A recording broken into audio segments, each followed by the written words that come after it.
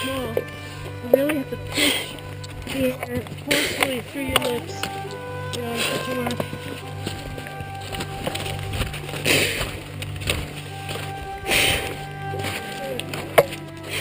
I'm Jeff Suckendorf. There are so many things that call us to big mountains. The thrill, the challenge, the danger. Mount Everest soars past 29,000 feet, over 8,800 meters, and the highest peak in the world has claimed over 200 lives. Besides the cold and accidental falls, altitude sickness may be the most insidious killer. Anywhere above 8,000 feet, 2,500 meters, the effects of diminished oxygen and air pressure can take down perfectly healthy mountaineers.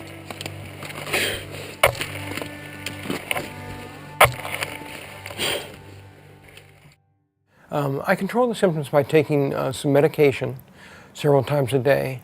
Alan Truitt is ready to step up to Mount Everest, Parkinson's disease and all. It started when he lost his sense of smell.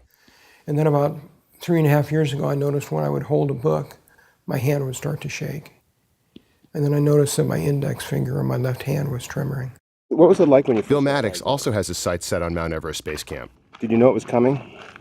I had a small idea. I knew something was off, but I thought it was just due to the stress of my mother passing away and a business venture that went south. We are here because we are preparing to go to Mount Everest Base Camp in exactly 31 days. Evie Heilbrunn, a cancer survivor, is also dealing with Parkinson's. Despite the disease, Evie, Bill, and Alan have decided to climb to Mount Everest Base Camp at 17,600 feet, almost 5,400 meters. They're doing it not only to test their own limitations, but to raise awareness for a project that could conquer Parkinson's disease itself. From a cup, so why don't you just go ahead and take a seat over here if you can. Nurse practitioner Sherry Gould is a clinician here at Scripps Clinic in La Jolla, California. Today, one of her patients is in for a routine checkup.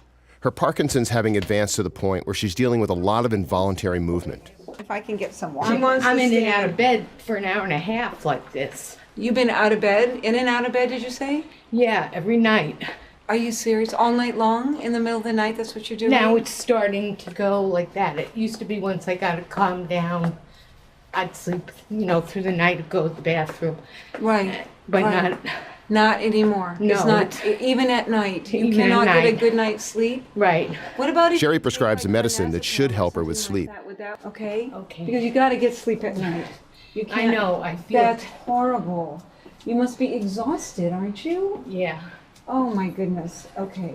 When you want to do a double-blind control, then you... Sherry works closely with neurologist Dr. Melissa Hauser, who's the director of the Parkinson's Disease and Movement Disorder Center at the Scripps Clinic.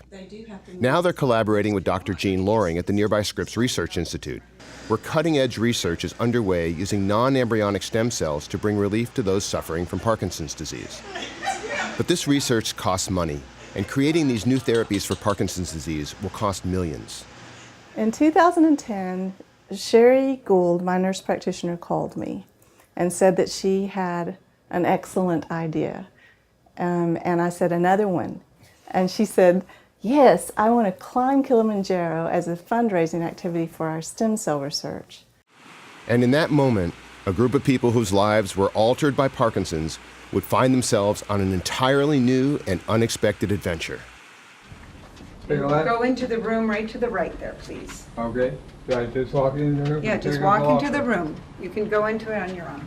People with Parkinson's disease, for reasons that are not entirely clear, are suffering from the death of brain neurons that supply the body with an important chemical called dopamine, vital for signaling muscle movement. Without enough dopamine, things started to go slowly awry for Cassandra Peters. It started with a tremor in my left hand and arm, but even before the tremor showed up, I was very depressed, which was not at all like me. I'd come home from work, I'd, choke down something for dinner, and I'd lay down on the couch and I just wouldn't get up. And after several months of this, my husband said, something is wrong. And it was about that time that the tremor showed up. Parkinson's disease almost uniformly progresses. It doesn't reduce life expectancy necessarily if well taken care of, but the symptoms get worse with time. Dr. Hauser eventually gave Cassandra her diagnosis of Parkinson's disease. well, at that point I burst into tears, but there had been some question as to whether or not I had Parkinson's, and it was sort of anticlimactic.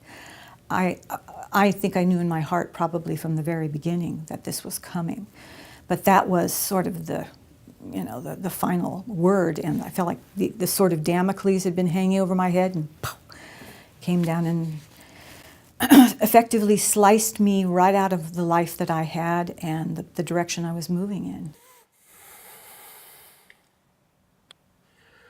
I wouldn't say that I've given up any of my activities, but it's something that's back there.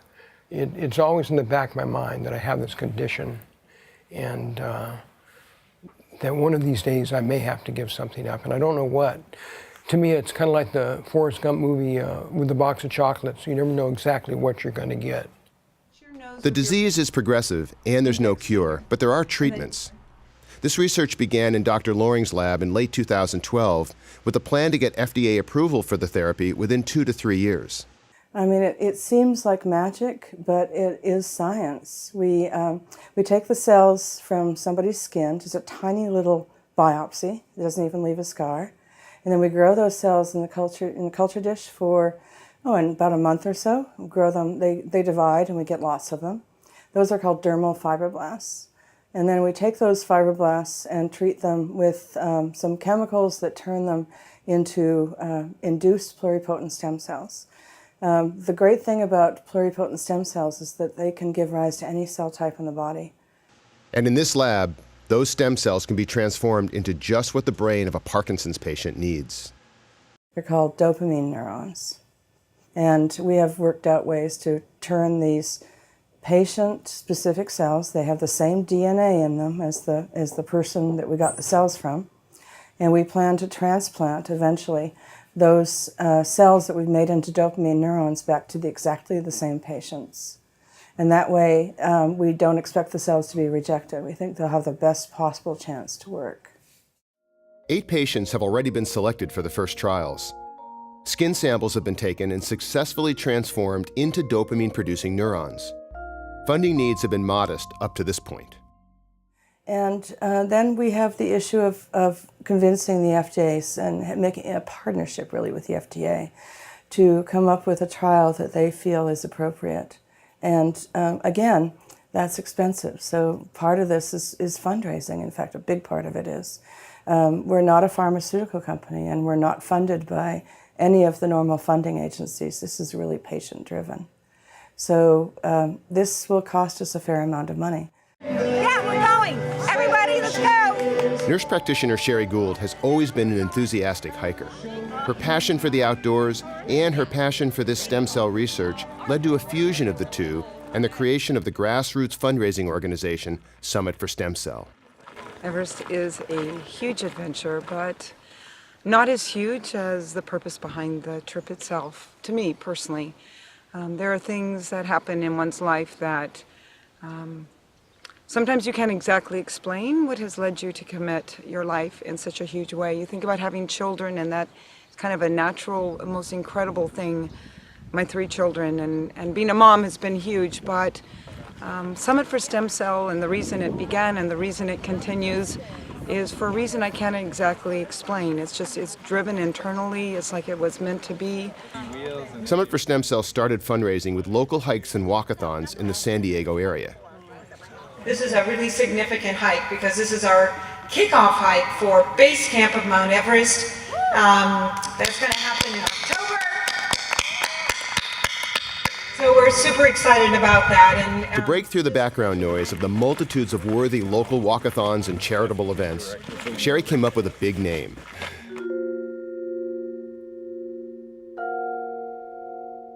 Kilimanjaro, Africa's tallest peak. The hike was scheduled for September 2011, and Parkinson's patients were signing up to go along, including Brad Ahrens, who found out in 2002 that he had the disease. And I just knew that something wasn't right, but I didn't know what it was. Brad's wife Carolyn and daughter Heidi decided to make the trek a family affair. We did. In 2011, September, the 3 of us, my husband, Brad, Heidi, and I, we climbed Kilimanjaro. It was a pretty exciting trip to be a part of. It was exciting because the research was just beginning. It was just now a known fact that the reason there wasn't any research for Parkinson's was mainly for money. And so this was a beginning endeavor, a grassroots adventure for patients to get involved with their own fundraising. The last step, reaching to the top of Kilimanjaro, was the most incredible thing I've experienced. We got there at sunrise and the sun came up, the sky was completely orange. We were so far above the clouds and literally it felt like you're halfway to heaven. And being there in that moment and getting to a point where we've achieved what we came there to do, there's just so few words to describe that, but it was a sense of community that we fought and trained, and there was nothing that got in our way of getting to the top. And we are embarking on that yet again, the second time around. And this time it'll be at Everest Base Camp. When I stepped to the top of Mount Kilimanjaro, I literally said, oh my God, nothing is impossible. And I think that this project is about that. Nothing is impossible. All these efforts raised about $1 million for the patient-specific stem cell research at Scripps. But a lot more money will be needed as the research goes into high gear and for the actual dopamine neuron transplants back into the original 8 patients. I think it's going to work. I mean, all the elements are in place. And having the patients there is really motivating, not just for me, but for the people who work in the lab who actually do the cell culture. They love having the patients visit. They love explaining to the patients what we're doing. We love showing the patients their own cells in a culture dish. And it's a really positive energy that we get from them. And that really does help the scientific research. We don't do research in a vacuum.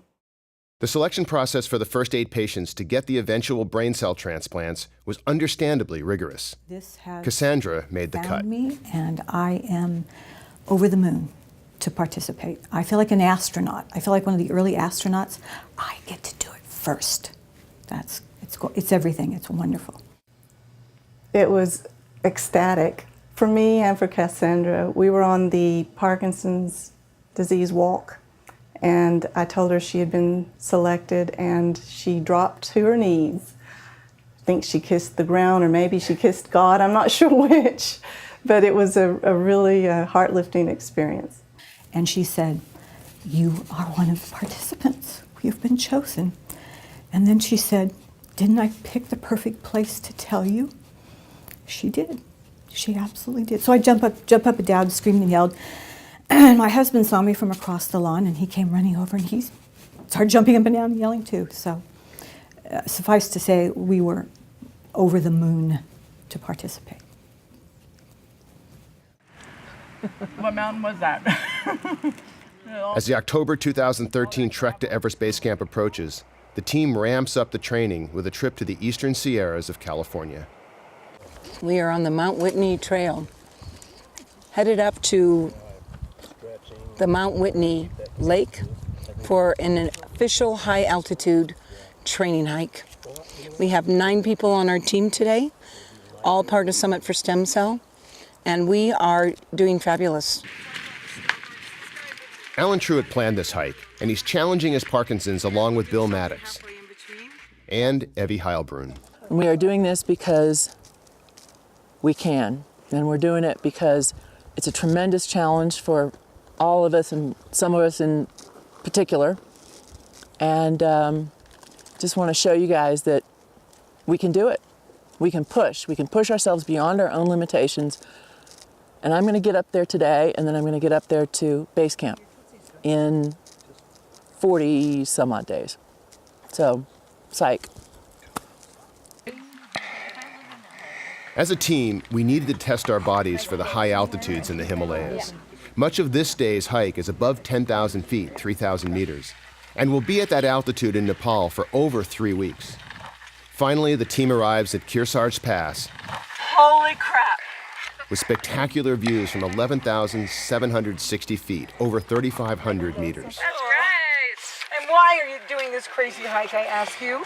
to Everest Base Camp? Because 18 months ago, I couldn't even walk. I crawled. And look at me now. Look at you now. Oh my God. And what will this Everest Base Camp hike do for you?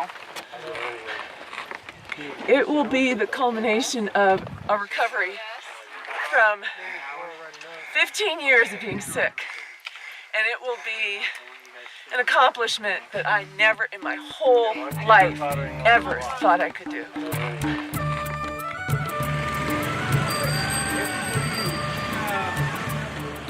The team arrives in Kathmandu, Nepal. Right.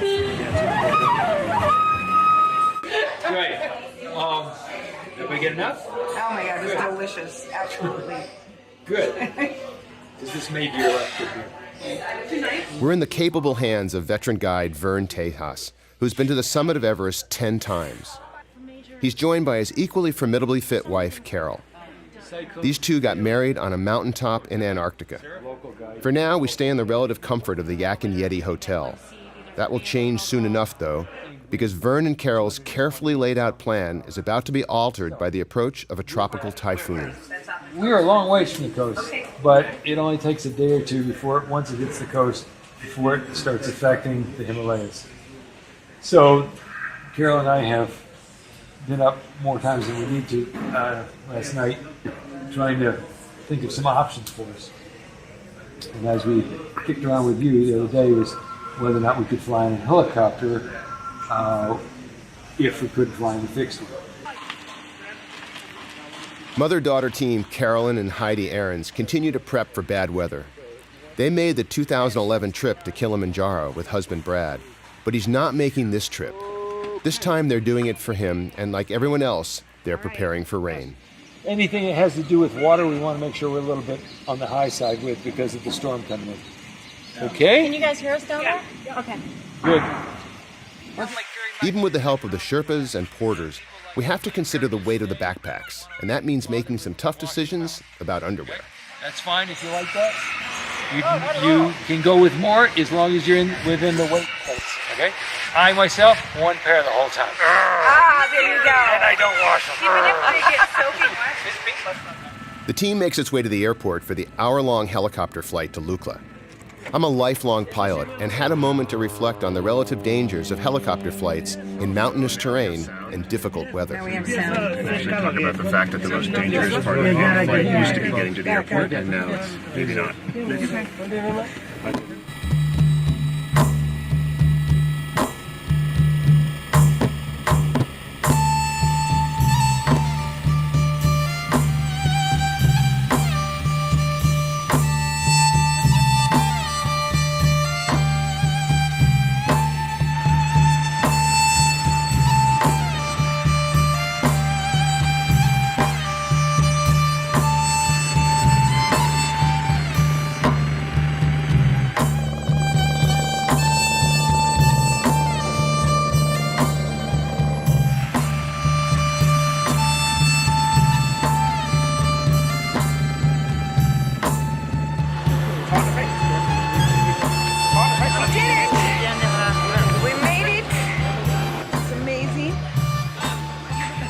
Within minutes, the Summit for Stem Cell team is toasting their safe flight in a Lukla tea house.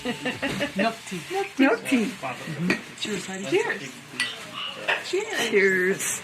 We did it. We're here, safe and sound. That's the most important thing. Amazing. My first ever helicopter ride. Skimming mountaintops. After our first overnight in Lukla at this altitude, over 9,000 feet, about 2,700 meters, the team is ready to push uphill, starting the long trek to Everest Base Camp. As predicted, the remnants of the tropical storm serve up a 4-day-long drenching. For veteran guide and mountaineer Vern Tejas, none of this is particularly challenging, and he entertains himself with endless noodling on a guitar.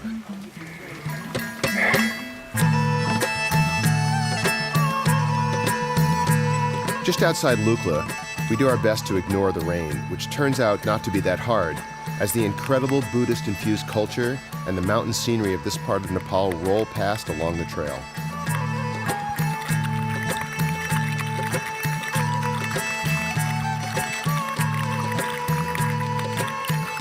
The trail is well worn, but it's rocky and a potential source of disaster. Turning an ankle on a rain-slickened rock or a muddy slope could be a trip ender. And by its very nature, the trail forces the team to expend a lot of energy, because as often as progress is made going uphill, the trail goes right back down, and the hard-won altitude has to be gained all over again. As Vern said, there are mountains in the way.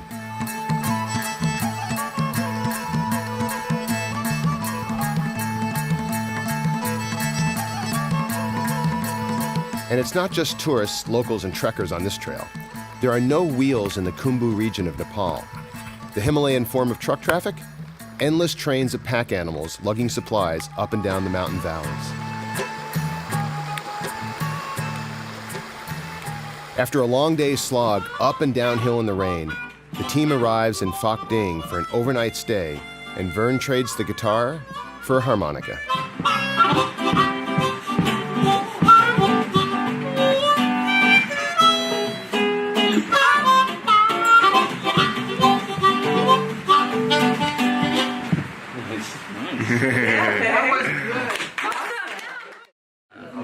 The valleys that we're trekking through are magical, spiritual, and just a blessing to be here without a doubt. How's your dad? Dad is doing really good. He's doing really good. I keep looking over there, but he's doing really good. He's plugging right along, and I'm proud of him. We're ready, more than ready for day 2. A new day brings a serious challenge.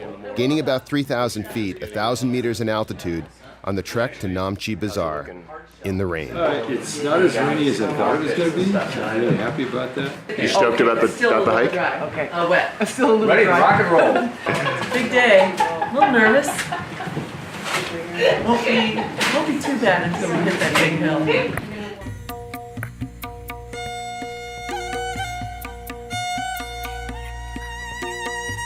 And little bits of life in the Himalayas drift past.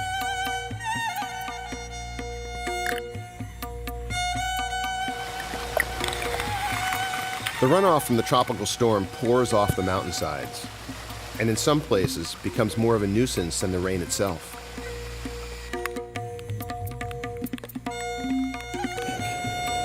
Suspended footbridges are a spectacular necessity. Sometimes one side of the valley becomes a cliff. These bridges are something we never really got used to.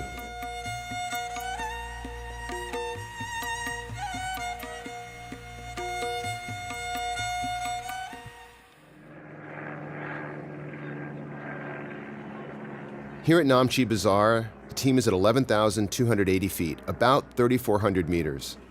The altitude is apparent in the snowline, and we are definitely feeling it in our lungs. Slow and steady, guys.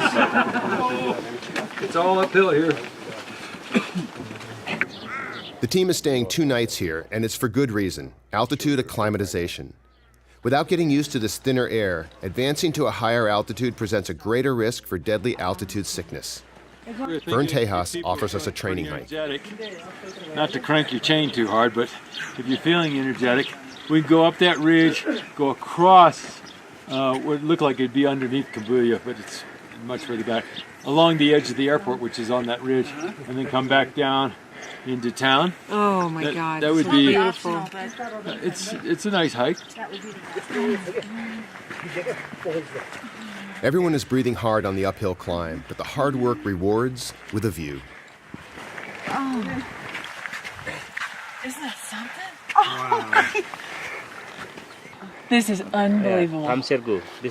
It's more spectacular in person than I ever thought it would be. And that one, so seen pictures and pictures and pictures and heard people tell me about it, but this is like nothing else I've ever seen. A short distance uphill again, and finally we see our goal, Mount Everest. That's Mount Everest! Right Oh my God, I'm gonna cry. That's it! Oh my God! We're seeing Mount Everest, can you believe it? Oh my God, it's beautiful. Oh my God. It's God's work. It's pretty amazing.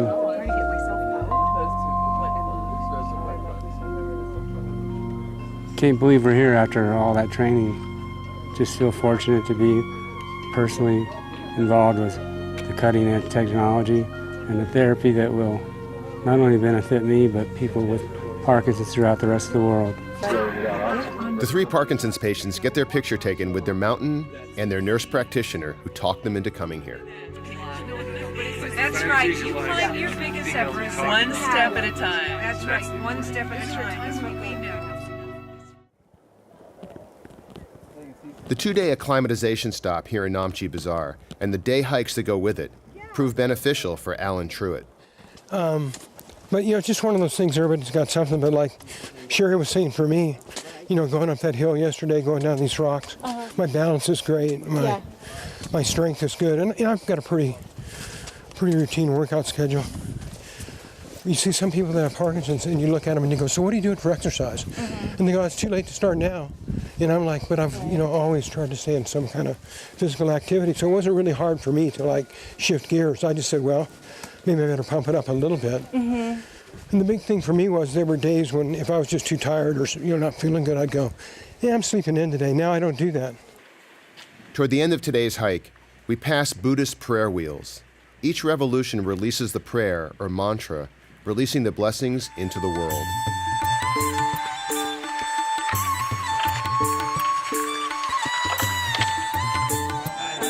Good morning, good morning, good morning.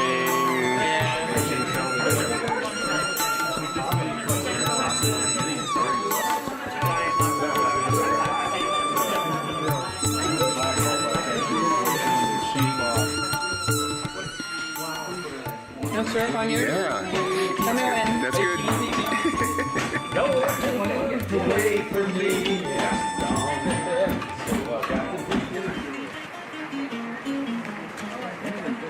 The team marches on to the cadence of Vern's guitar plucking. Although the terrain here looks flat, we're on schedule to gain about 2,000 feet, 600 meters. The bandanas that Bob, Alan, and Heidi are wearing, and the rest of us probably should be wearing, aren't for protection against the cold.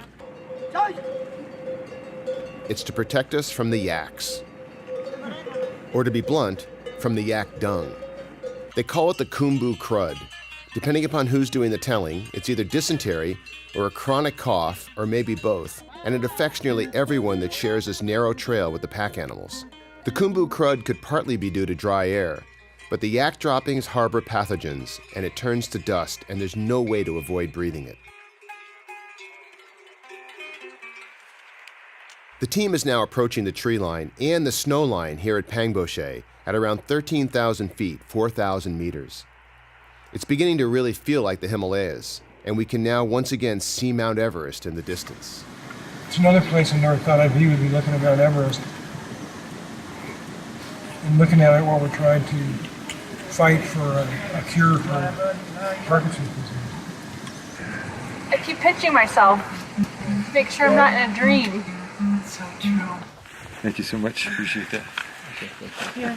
A crucial part of the stop here in Pangboche for all trekkers is also a moving and spiritual moment. A blessing from Buddhist monk Lama Gishi. The tradition starts with wrapping an offering in a prayer cloth, or kata. Our guide, Vern Tejas, is a veteran of this. Once you present this to him, he will shake the donation out and he'll put it over the back of your neck. That's why it's a good thing to have your hats off. Okay, so when we go in, the other thing that's going to happen, so if you can get it in sort of this kind of fashion, where you're going to give it to him like this, he knows to shake it that way, and then he's going to put it over your shoulders. So just about every climber that we know will stop here on the way to Everest and be blessed by this guy.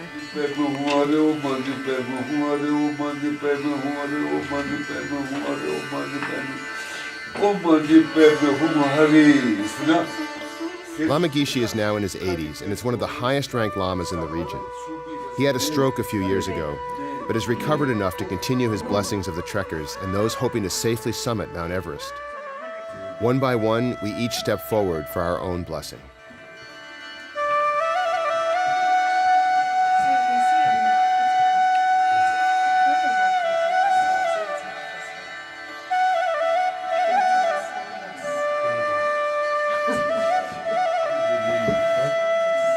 Lama Gishi begins a prayer to ensure that all of us have a safe return to our homes.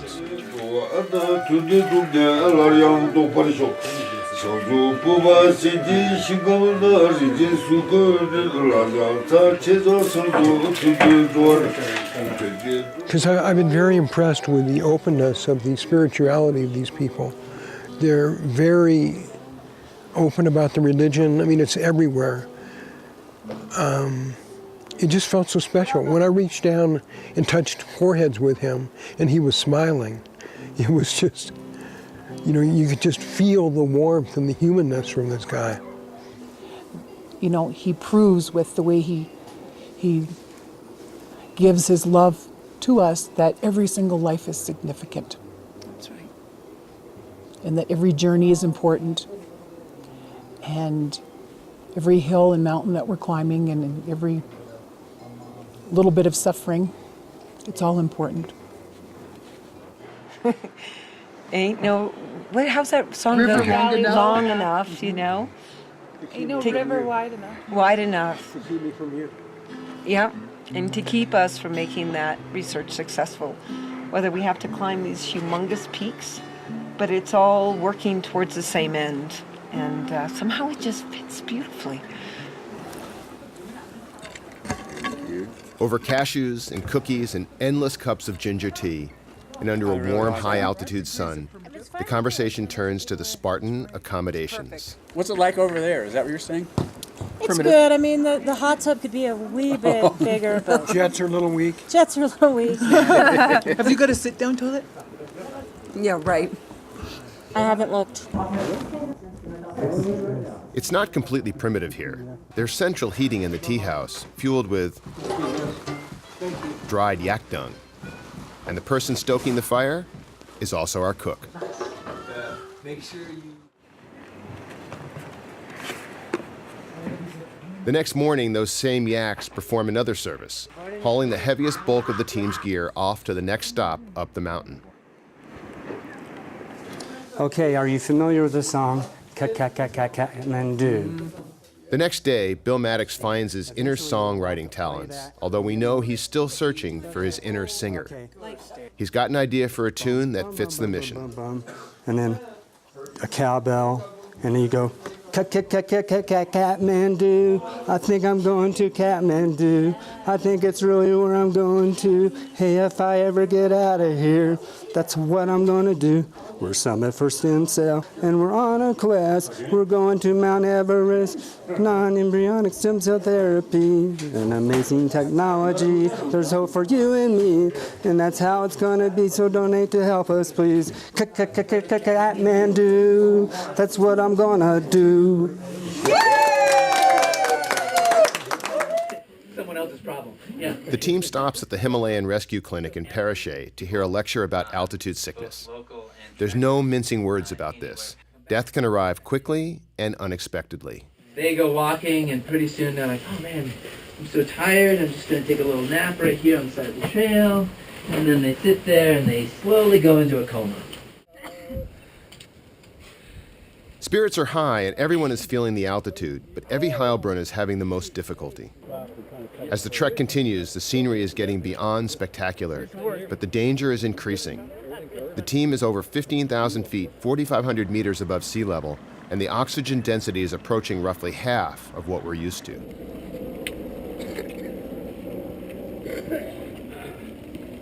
The villages with way stations and tea houses continue to shrink. Dukla is barely more than a couple of buildings at considerable altitude. 15,100 feet up in the sky. The team gets some relaxation time and some valuable altitude acclimatization. And a chance to think about cultural and material differences, because let's face it, we Westerners can be a fussy bunch. All right, so just in case anybody thought we were soft, I want to introduce you to our bathrooms. This is the toilet, and you can see that this is where the paper goes. This is the bucket that rinses, and there's the bucket that moves the water from the bucket to the toilet, and of course, the ventilation system. And he does think that he will be able to, receive this in his lifetime. Carol and Aaron's got a good night's sleep. No headache for a change, and she's had a chance to talk to her husband Brad via the internet here at Dukla. Brad's Parkinson's disease kept him home. He was one of the strongest hikers when we did Kilimanjaro 2 years ago. But his Parkinson's is catching up, and it would have made this trip impossible. Next time? Well, we'll see. You know, maybe there'll be a next time for him when he's able to get this procedure and have some of the symptoms reversed. You know, part of him getting his life back would be to be able to do trips like this, because he's very fit and he's very active, and this is the kind of lifestyle he used to enjoy.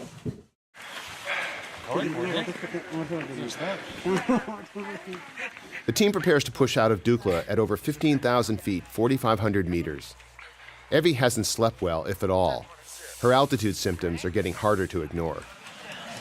Now, someone carrying your pack for you? Here, let me try real quick. Time to hit the trail. Happy trail. I'm ready. Ready-ho. Johnny ho!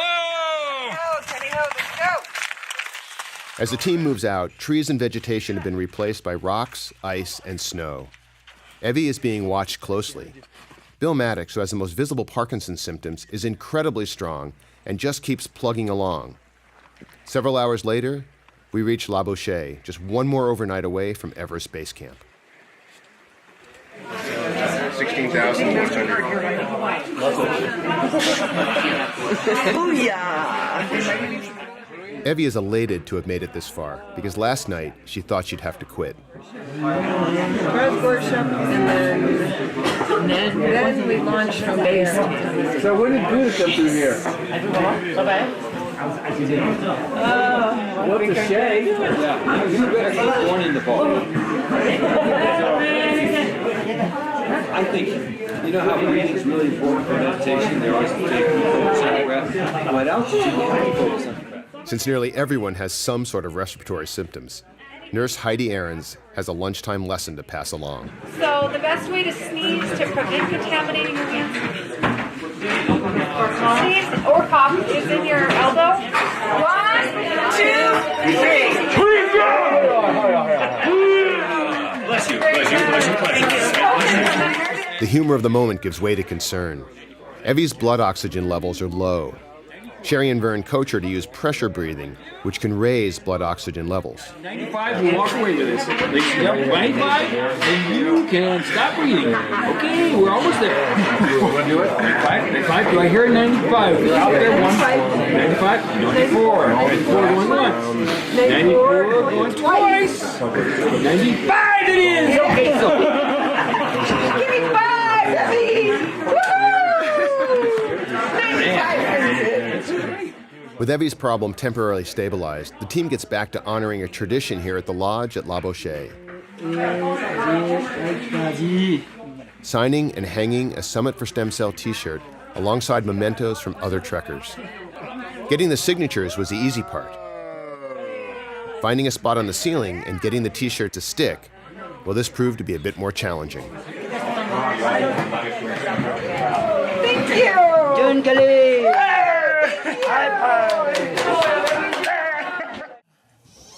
Well, bottom line is I'm just not going to go on. The next morning, Evie is in trouble. A pounding headache and breathlessness kept her awake most of the night. I had to pressure breathe most of the night because I was panting. And I've come so far health-wise with other things. I'm scared to go on. I don't want to go up there and get into trouble and not be in a position to get down fast enough to take care of myself. I understand. So. Everyone on the trek has a hiking partner. Evie's partner is Rick Whipple. The consensus is that a porter and Rick would immediately accompany Evie to a lower altitude. Okay. I think you're going to see her get pretty happy when she gets down there, gets more oxygen. Okay. Okay? All right. Rick, thanks so much. Thanks, sir, for taking one for the team. I appreciate that. Sure. I know you wanted to go up as well. Yeah. I've beaten so many things. Well, and you have certainly seen the beauty. I've trekked in the Himalayas. I know. Who can say they've done that in their lifetime? And the beauty and the gorgeous days have been amazing. They've been beautiful. I know. And I wish I could be there with you guys, but It's the wisest decision for you. I'm not unhappy, really, because it's the best decision for me. And she'll be going down, and Rick is going to accompany her. And I want to thank both of them for thinking not only about their own personal health, but the success of the team. So, Rick, thank you for going down. I do appreciate that. Good job. Safe travels. Thank you, Rick. Thank you, Rick. Thank you, Rick. Thank you, Abby. Thank you, Rick. Drink, breathe, eat. What could be worse? Not often sunny, right?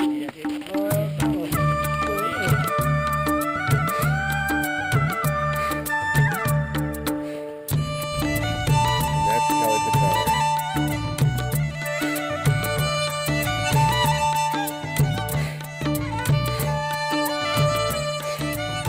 Over another ridge, and the last bit of civilization looms ahead, the tiny settlement of Gorakshep. I think I can hardly wait to get down there and have some tea. So, job well done, guys. This is our high point for sleeping. And if you make it through tonight, you probably make the rest of the trip without much problem. Base camp of Everest! Bob, what are you getting ready for?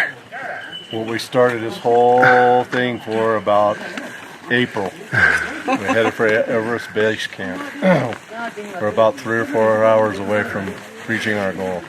Everest Base Camp, here we come. Heidi, you ready for this? Everest Base Camp. Here we come. Home away from home. I spend more time there than anywhere else in the world. Yes, sir. How are you? You ready for base camp? Yes, yes. So the final uphill trek begins, and for Adam Truitt, it's more than just a record. It's personal. For my dad. For my dad.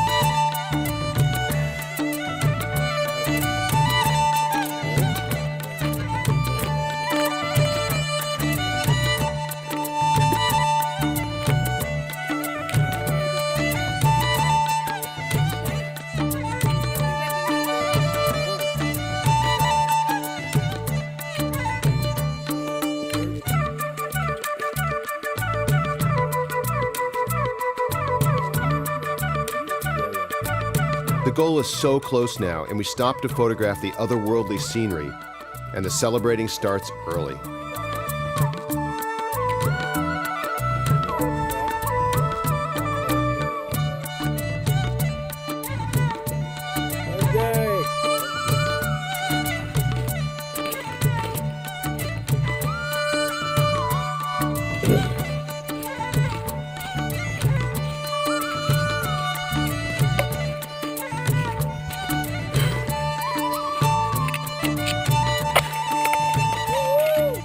Two hours later, a rocky plateau at 17,600 feet, 5,400 meters. It's our goal, Everest Base Camp. We did it. Congratulations. That's why it wasn't nearly as hard to get to the destination, was it? No. Oh my God. It's amazing the strength of the human spirit. And it is that shines through so clearly in these people with Parkinson's disease that are able to do these amazing, phenomenal hikes.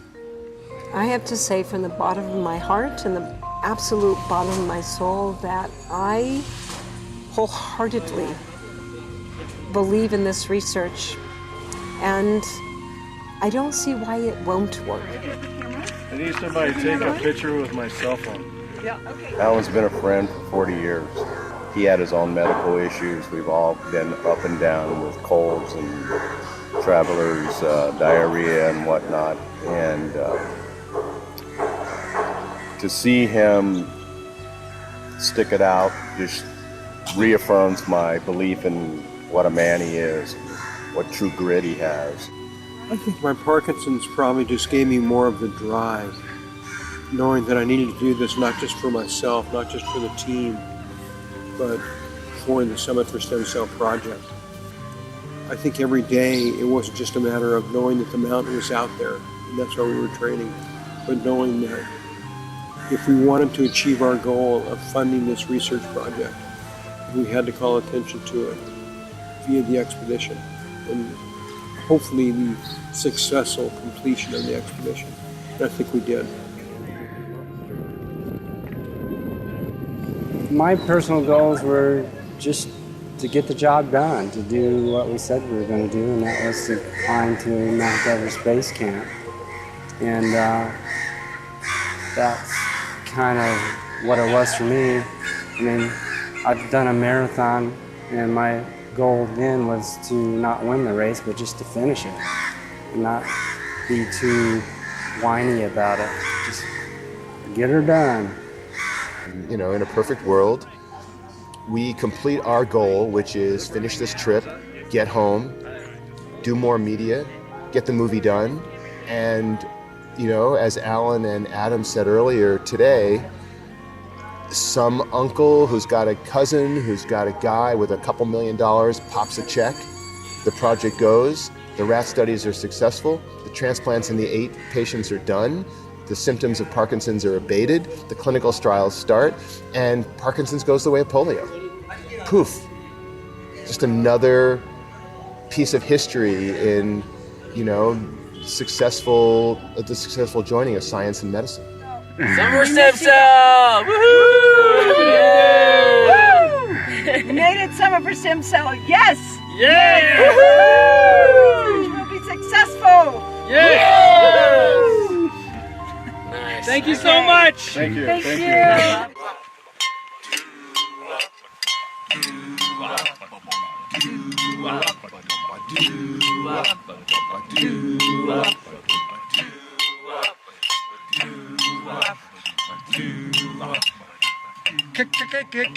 Kathmandu. I think I'm going to Kathmandu. I think it's really where I'm going to. Hey, if I ever get out of here, that's what I'm gonna do.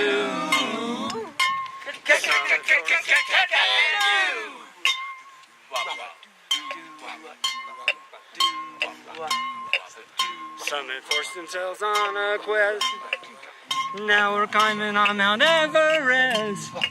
Non-embryonic stem cell therapy is an amazing technology.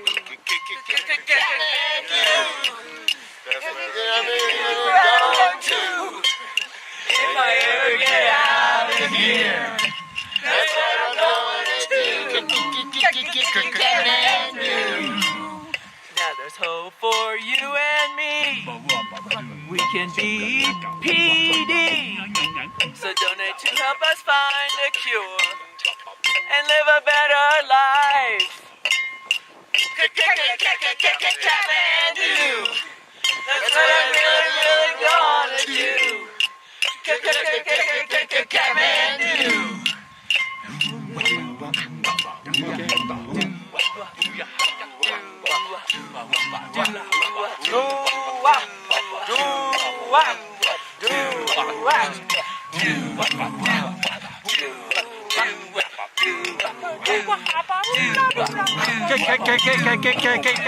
Kathmandu.